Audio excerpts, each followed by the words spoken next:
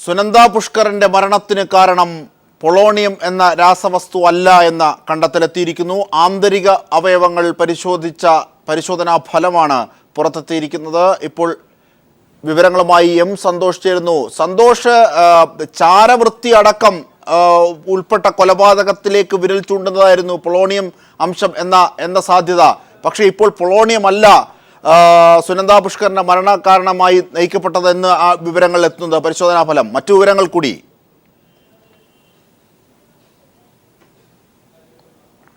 അജിംഷാദ്, നേരത്തെ എയിംസ് ആശുപത്രി നൽകിയ റിപ്പോർട്ട് പ്രകാരം വിഷാംശം അകത്തുചെന്നാണ് സുനന്ദ പുഷ്കർ കൊല്ലപ്പെട്ടത് എന്ന് വ്യക്തമാക്കിയിരുന്നു. എന്നാൽ ഏത് വിഷമാണ് ഇത് ഉപയോഗിച്ചത് എന്നുള്ളത് കണ്ടെത്താൻ കഴിഞ്ഞിട്ടില്ല. ഇതിന്റെ അടിസ്ഥാനത്തിൽ വാഷിംഗ്ടണിലുള്ള FBI ലാബിലും സുനന്ദ പുഷ്കറിന്റെ ആന്തരിക അവയവങ്ങളുടെ പരിശോധന നടത്തുകയും വിഷാംശം മൂലമാണ് മരണപ്പെട്ടത് എന്ന് FBI ലാബും സ്ഥിരീകരിക്കുകയും ചെയ്തതാണ്.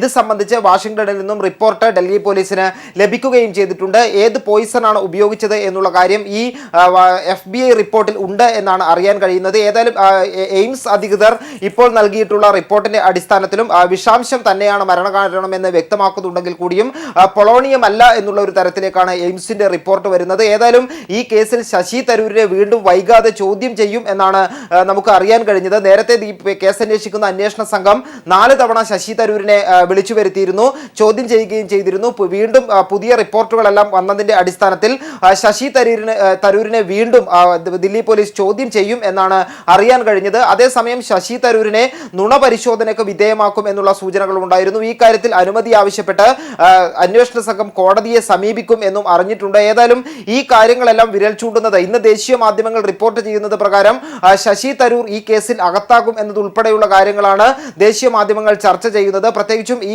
നേരത്തെ ശശി തരൂരിന്റെ സഹായികൾ, ശശി തരൂരിന്റെ ഡ്രൈവറെയും അതേപോലെ സഹായിയെയും നുണ പരിശോധനയ്ക്ക് വിധേയമാക്കിയിരുന്നു. ഇവരിൽ നിന്നെല്ലാം ലഭിച്ച തെളിവുകളുടെ അടിസ്ഥാനത്തിൽ ശശി തരൂരിന് ഇതിന് ഈ കൊലപാതകത്തിൽ പങ്കുണ്ട് എന്ന സൂചനയിലേക്കാണ് ദില്ലി പോലീസ് എത്തിച്ചേരുന്നത്. ഈ ഒരു സാഹചര്യത്തിൽ അവസാനഘട്ടം വീണ്ടും ശശി തരൂരിനെ ചോദ്യം ചെയ്യുകയും തെളിവുകൾ ലഭ്യമാവുകയും ചെയ്യുകയാണെങ്കിൽ ശശി തരൂരിനെ അറസ്റ്റ് ചെയ്യാനുള്ള ഒരു സാധ്യത പോലും നിലനിൽക്കുന്നുണ്ട്. അജിംഷാദ്, അതായത് സന്തോഷ്, നേരത്തെ തന്നെ ഗാർഹിക പീഡനം അടക്കം ശരീരത്തിലെ മുറിവുകൾ അല്ലെങ്കിൽ ചതവുകൾ അടക്കം ക്രോഡീകരിച്ചുകൊണ്ട് പീപ്പിൾ TV തന്നെയാണ് ഈ വാർത്ത പുറത്തെത്തിച്ചതും സുനന്ദ പുഷ്കറിന്റെ മരണം ലോകത്തെ അറിയിച്ചതും പീപ്പിൾ TV ആണ്. ഒപ്പം ഇതുമായി ബന്ധപ്പെട്ട തുടർ വാർത്തകളിൽ നമുക്ക് ലഭിച്ചതാണ് ശരീരത്തിൽ നിരവധി പാടുകൾ ഉണ്ടായിരുന്നു, അടിയുടേതടക്കമുള്ള പാടുകൾ ഉണ്ടായിരുന്നു സുനന്ദ പുഷ്കറിന്റെ ശരീരത്തിൽ നിന്ന്. ഒപ്പം ഡിപ്രഷനുള്ള ഗുളികയായ അൽപ്രാക്സ് അധികമായി കഴിച്ചതല്ല ഇത്തരത്തിൽ മരണകാരണമെന്ന്. അങ്ങനെയാണ് എങ്കിൽ പൊളോണിയം കൂടി ഇല്ല ആന്തരിക അവയവ പരിശോധനാ ഫലത്തിൽ എങ്കിൽ എന്തൊക്കെ കാര്യങ്ങളാണ് ഇതുമായി ബന്ധപ്പെട്ട് സാധ്യതകളായി വെളിച്ചം വീശുന്നത്? അവിടം എങ്ങനെയാണ് ഇതിനെ ചർച്ചയായി എടുക്കുന്നത് നിരീക്ഷകരെ അടക്കം ക്രോഡീകരിച്ചാൽ? അജിംഷാദ്, ഒരു കാര്യത്തിൽ അന്വേഷണ സംഘത്തിനും അല്ലെങ്കിൽ ഈ അന്വേഷണ സംഘത്തിനും ഈ ആന്തരിക അവയവങ്ങളുടെ പരിശോധന നടത്തിയ ആശുപത്രികൾക്കും ലാബുകൾക്കും തർക്കമില്ല. സുനന്ദ പുഷ്കർ കൊല്ലപ്പെട്ടത് വിഷം അകത്തു ചെന്നിട്ടാണ് എന്നുള്ള കാര്യം എല്ലാ പരിശോധനാ റിപ്പോർട്ടുകളും സ്ഥിരീകരിക്കുകയും ചെയ്തിട്ടുണ്ട്.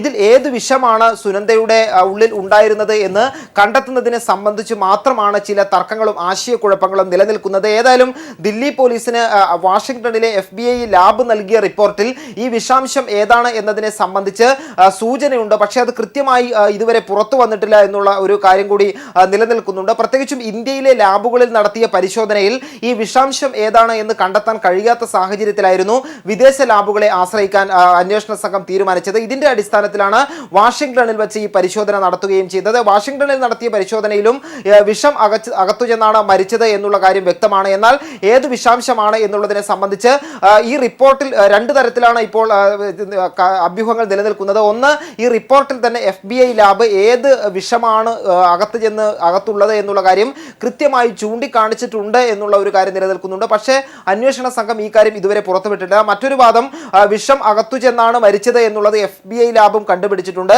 വിഷത്തിന്റെ ചില പ്രത്യേകതകൾ സംബന്ധിച്ചും വിശദീകരിച്ചിട്ടുണ്ട്. പക്ഷേ വിഷത്തിന്റെ പേരേതാണ് എന്നുള്ളത് ഈ റിപ്പോർട്ടിൽ പരാമർശിച്ചിട്ടില്ല എന്ന് പറയുന്നു. ഏതായാലും ഈ ശശി തരൂരിനെ വീണ്ടും ചോദ്യം ചെയ്യുക എന്നുള്ള ഒരു രീതിയിലേക്ക് ഈ അന്വേഷണ സംഘം എത്തുന്നതും ഈ സാധ്യതകൾ എല്ലാം നിലനിൽക്കുന്ന സാഹചര്യത്തിൽ തന്നെയാണ്. അതുകൊണ്ട് ശശി തരൂരിനെ വീണ്ടും ചോദ്യം ചെയ്യാൻ കൂടുതൽ തെളിവുകൾ ലഭ്യമാകും എന്നാണ് ദില്ലി പോലീസ് ഇപ്പോൾ കണക്കുകൂട്ടുന്നത്. അജിംഷാദ്, ശരി സന്തോഷാണ് വിവരങ്ങൾ നൽകിയത്. സുനന്ദ പുഷ്കറുടെ ആന്തരിക അവയവ പരിശോധനാ ഫലം അടങ്ങുന്ന റിപ്പോർട്ട് ദില്ലി പോലീസിന് സമർപ്പിച്ചു.